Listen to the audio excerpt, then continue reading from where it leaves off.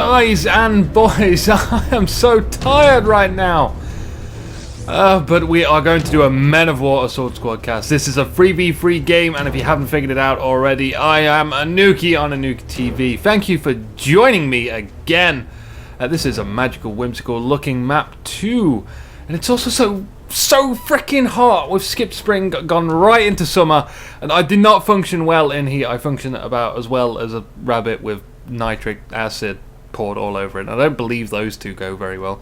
Oh, what a lovely looking area. Let's introduce these players. We have Thompson Nagant on the left, and in the middle, Frankensteiner, supported by the Moo cows. They're probably not going to be very good in support. I don't know why he purchased them. And on the right hand side again, purchasing the cows. Grief, yeah, that really frustrating F, and I'm sitting quite awkwardly at the moment. I should probably get in a comfortable position, especially if I'm tired.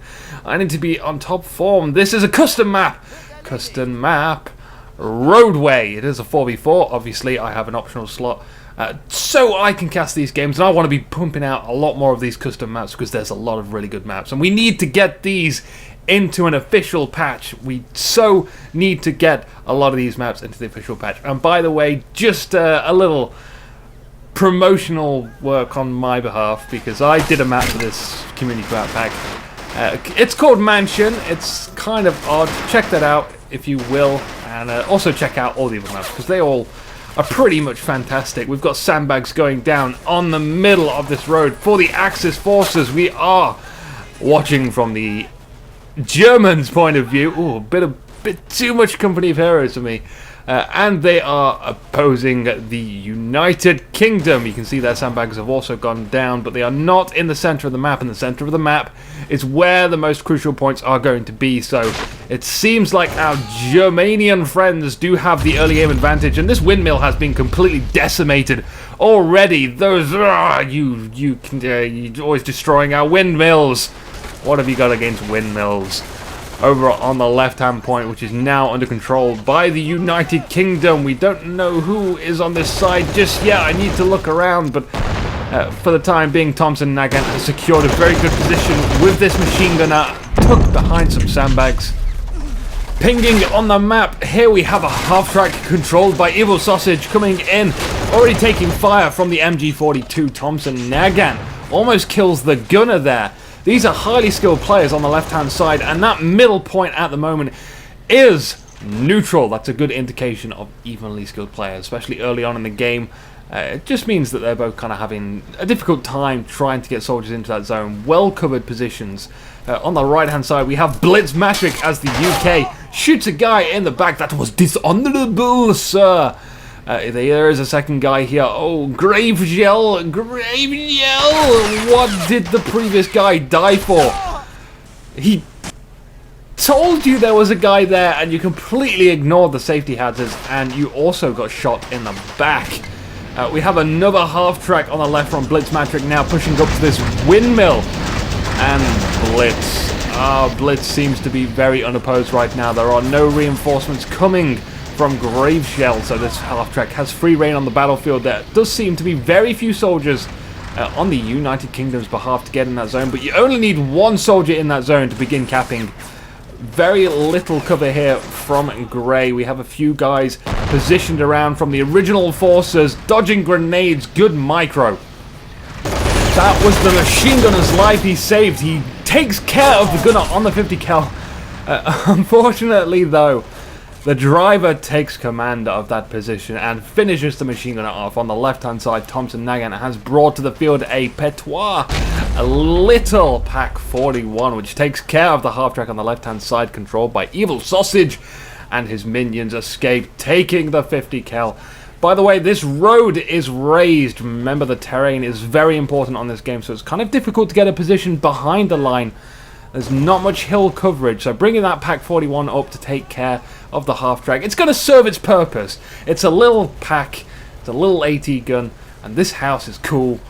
I want to see a sniper in this house. I want to see machine gunners. It looks like it's got clear coverage over the central road, but not so much over that point. As I was saying, though, with a Pack 41, the reason why I feel that's a good choice is it's going to serve its purpose early on in the game. And if you do lose it, it's only a little pack. It's only a cruddy little pack. It's not going to matter if you lose it too much.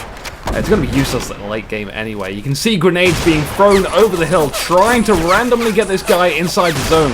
The zone is going down. The half-track is being hit by an AT rifle.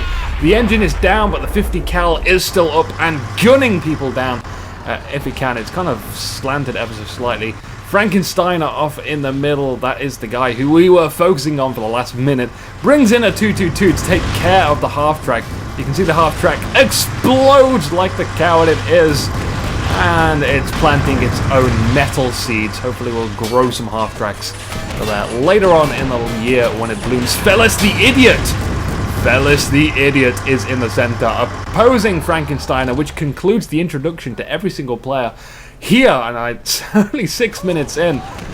There's a 222 on the right-hand side as well for Gravegel. 222 is a very popular vehicle choice because it's speed and power. I mean, just look at it. It's all like computer power. There's a Pier there. A Pier from Blitzmatric hiding behind the ridge, and the 222. Luckily, it was so lucky that it stopped where it did. The Pier went right in front of the 222.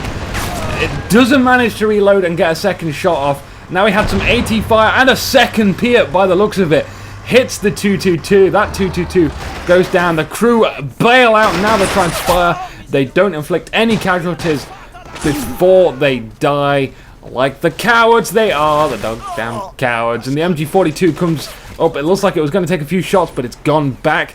We're getting some covering fire from two brave little men. Unfortunately, they have no cover. They are getting totally surrounded by all the Commonwealth troops. The MG42 falls back from Graveshell behind the barrels, trying to just hold out until some reinforcements move up here and they can support. The MG42 darts for it. He's trying to get out of there. Did you know you can climb over the fence? You can climb. That was such a wrong way to run. We have a vehicle here from Evil Sausage. It's a Mark II Matilda, which might be difficult for a Pak 41 to take care of. It could get some good side shots. Where is it? It's hanging over here on the left-hand side somewhere. We have some nice sandbag positioning here. It's got some good clear view over the far left-hand side, making sure no one's going to sneak round there. That would be bad. Blitzmatric seems to have sneaked around this side of the map, trying to put pressure onto this point, being completely shut down by Graveshell's assault squad. Graveshell now having super adventure time, meandering through these buildings, looking for any possible rebel scum that have betrayed us. Nice fanning out action here has there, getting a good line, good spread of line of sight. The Mark II Matilda decides that he wants to go punish the left-hand side and capture that point. Not that they really need to. The United Kingdom currently have 4 capture zones to 2, 1 neutral point. But why win slowly when you can win fastly? Destroying one of the hay bales, which offered some cover, not heavy cover, definitely not heavy cover. You can actually shoot through those hay bales and destroy things. You can actually shoot through most things on this game, which is neat. I can see definitely a super elite squad here from Frankensteiner, currently looking like they're about to be some sort of infantry barrage division with those Panzerfaust. They're not going to get a shot from that distance, I can tell you that for sure. For damn sure, the Pak 41, what a nice cozy position it has in between these buildings. Will it get a good shot off? Later on, maybe. We can see the Matilda is lining up for it. Ooh, I'm foaming at the mouth right now because words will not come to me since I'm so tired. I just want to sit on my bed and like rub my belly. It's good. It's good to do whatever I want to do to myself, which is sleep. So the Mark II Matilda is like totally getting hit by this Panzer IV right now. I prefer this commentary style now. I want to do that for the rest of the game. It's just like the nice relaxed Anuki TV commentary style.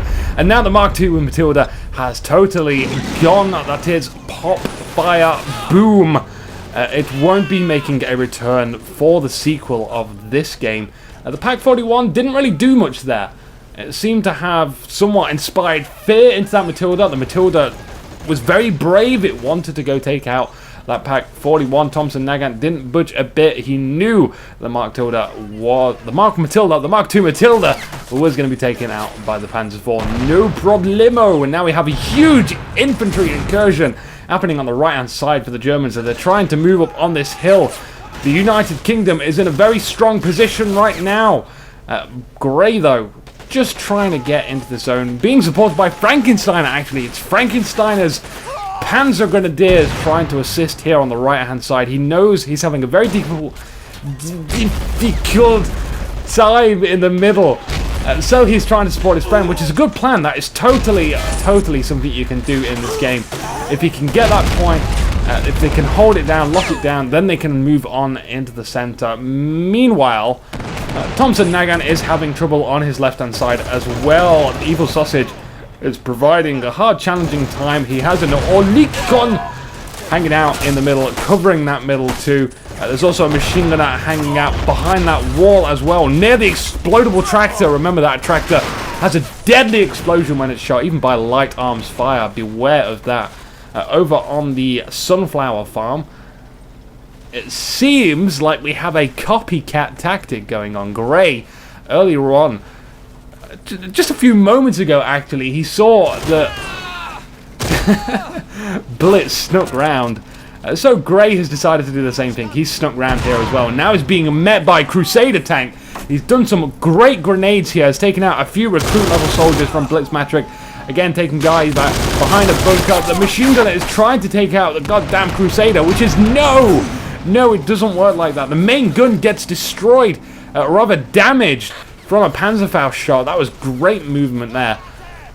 The point has been neutralized, but it's still not good enough right now. It's 3 points to the United Kingdom, 2-2 with 2 neutralized zones. That point is being recaptured, and it's a very difficult position for the Axis to move up in there. And I don't care if I'm calling them Axis. They damn well are Axis. I think Axis is pretty cool, actually. Where did that word come up from? I would like to know. Evil Sausage getting blastoised by the Panzer IV, which is receiving repairs right now. The machine gunner goes down in the center of the road, and we have very few infantry to actually try and occupy that zone right now, which a few Volksturm would be nice. It would be a nice addition just to throw in there, but until that Olikon is down, it's going to be difficult. But remember, there is a stealth aspect to this game. If Evil Sausage cannot see, or rather he does not have line of sight over the central point, then it is possible to stick your troops on hold fire, thus not revealing themselves by opening fire. The sound element of this game. And he can just crawl into that zone and he won't be spotted, and therefore he'll be able to take the point. It's a good tip. Remember, stealth exists in this game. Meanwhile, the incursion on the right-hand side from Gravesdale has turned into a blobfest. We've got to get these guys into heavy cover. There's very little heavy cover around here. There's some walls, there's some lumber, there's more brick walls. There's a few buildings here which don't exactly offer much cover. Grenades going off at the recruit level soldiers, and he explodes to infinity and beyond. Pack 41 on the right-hand side too. It looks like it wants to hunt some Crusader tanks, which will be back soon. The Panzer IV seems to have been fairly disabled by a Comet tank, and that's a problem. That's definitely a problem for a Panzer IV. On the right-hand side, we're seeing some more light vehicles pop up, which shouldn't actually be too much of a problem if we still have some Panzerfausts around here. Or some Panzer Shreks would be a nice addition, but how often do we see them? Not very often. Just sticking... the way I'm seeing it right now is that windmill is a perfect place to stick a prone Panzer Shrek soldier. That would be so wonderful. But this Pack 41 is here to save the day. It's taking some good long-range shots, and it is disabling that half-track. Meanwhile, Gravesdale still holding off here. He isn't moving up. He is standing his ground, though. I would say he's applying pressure to this zone, but he doesn't even have his center middle zone at the moment. The soldier looking at the wooden support of that building. Not exactly the best place to look. Grenade doesn't hurt him whatsoever. He is immortal. Unlike these soldiers under the command of Thompson Nagant, which are crawling into the zone, which I said would have been a good idea earlier on, provided that Evil Sausage doesn't have line of sight of that sector, which clearly he does because he saw those soldiers and they were horribly more typically killed very quickly. Evil Sausage doing a good job of keeping that point at least neutral. That works for both players in a sense. Currently it's obviously in favour of the United Kingdom. They have 4 zones. Another 222 comes up into the middle of the field, exposing itself. It could be hit by any number of things. We have grenades again being thrown over that ridge and tossing them back. Oh, nice! Remember, you can toss grenades back in this game. It's something that the AI does manually. No, it does it automatically. I want to hit myself right now, but if I hit myself, I'm going to crush my ears under the pressure of these horrible, horrible headphones. They're really good quality, but they're horrible. They hurt my ears so much. So much. Pack 41 now having to make a retreat. It got very lucky too. We have like 2 firing squads split up here. 1 left, 1 right, trying to get these points. Engaging from a very odd angle. Look at this. They are coming from the western side of the map, trying to sweep in to the central point. That is definitely a weird angle to come in at that, but okay, it's not working, but maybe that's because they're not executing it properly. Obviously, we have to have it executed properly, but still, it's interesting. It's interesting. I like interesting. We get points for interesting. A Panzer Shrek soldier here is interestingly hiding behind a wall. Line of sight blockers. Key to stealthy ambushes. Meanwhile, at the center, we have this dodge, which in the last patch, light vehicles don't do so well. They get hit by small arms fire, they pretty much stop functioning. They just stop in their tracks wherever they are. And now that's exactly what we have. We have this dodge sitting here. I think it wanted to get the Nebelwerfer, but it's gone behind the building, and because it can't move, it's completely screwed. It did take out that 222 though. So the sacrifice of the dodge was not in vain. It did something positive. We've got a Crusader tank on the right-hand side from Fellis the Idiot. The pack is unmanned. That Crusader could easily charge in here and obliterate everyone. Graveshell entering the zone, using his grenades against Blitz, hiding behind that mostly destroyed building. It's like cut right down the middle. Unfortunately, Graveshell dies in that zone. He doesn't manage to capture it. Still 2 neutral zones in the center. Thompson Nagant getting some more sandbags on the middle of this hill area. That road is a good place to put sandbags down, even though some have already been destroyed.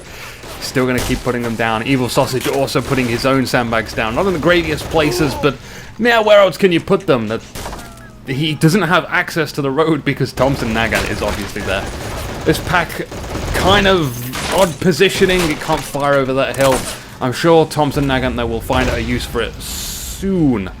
The Panzer IV is down. It is receiving some repairs. That's good stuff in the center. We have a whole infantry squad almost getting blasted by this dodge, which is still up and gunning. It seems like we had some very crude repairs. It doesn't seem able to move, but it still is firing. It's almost... it's destroying the cows! The president of the Moo Alliance will not be happy with that one. Blitzmatrix still defending his zone, which seems to be entirely surrounded by Graveshell's tallywhacking scoundrels. The dodge has been exploder-armored, which... although we have a Tiger on the field, going straight down the center for Frankensteiner. And there's that Nebel as well. Graveshell with a Stu-42 on the right, and over on the left, we have Thompson Nagant's imposter Stu-42 that's stuck free. I'm sure that... I know those soldiers here were equipped with a Panzerfaust, but I'm fairly sure the British word for them is tallywhackers. It's got to be tallywhackers. The tanks are tallies. What do? They whack. They're tallywhackers, of course. The pack has been marked as a delicious X on the map. No treasure hunters are going to be seeking out, it seems, which is kind of a waste of it. In the center, we have a Centurion from Blitzmatrix. I'm sure I've seen this episode on Robot Wars before. There's also a very sneaky hidden 17 pounder in the bushes there. It's a great position. Hiding in the bushes, your artillery units. It got exploded. That was entirely expected. There's a Stu-42 on the field. That thing is going to just annihilate it. That's what the Stu-42 is excellent at. It's a very high accurate unit. It can take targets from a very large distance away. It can even be used to track tanks. It's not very good at destroying tanks. It will get light vehicles. That's good. I hear rocket artillery going off in the center. That's that Nebel from Frankensteiner, trying to get rid of all the infantry in the center and behind that hill. Because we can't see behind that hill. There's very limited vision back there. So just bombing it is like the pure easiest way to sort of hope that you kill something. And you can tell if you kill something by looking on the top left. I know I miss that quite a lot, and people say, Anuki, why don't you look at the top left? Well, I'm trying to commentate and look at the game. I'm not looking at the top left. That's like how healers play MMOs. You know, they just look at the bars and like, oh, I need to heal because that bar's gone down. Oh, I'm looking at the game. I'm looking for when people throw grenades and do exciting stuff. Like this Volk and Veteran Sniper having a wonderful chat near the big sloppy trophy thing. I don't know, whatever it is called that the pigs feed from. That's what it looks like. In the center left, not the center. Are you paying attention? I hope you are, because I'm not. I'm completely out of the zone right now. We've got minor casualties happening here for the Germans. They are up against Anzacs, an elite form of unit for the UK, and they have a tank back there as well. Not much in form of anti-tank power apart from the Stug, which doesn't seem to want to move up past the hill.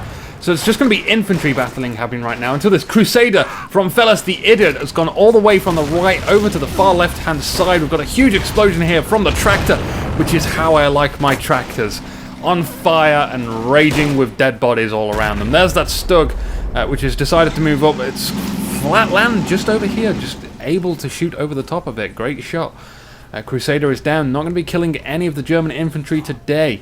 It did make an enormous flank. And where's this Tiger gone? Where has the Tiger versus Centurion battle?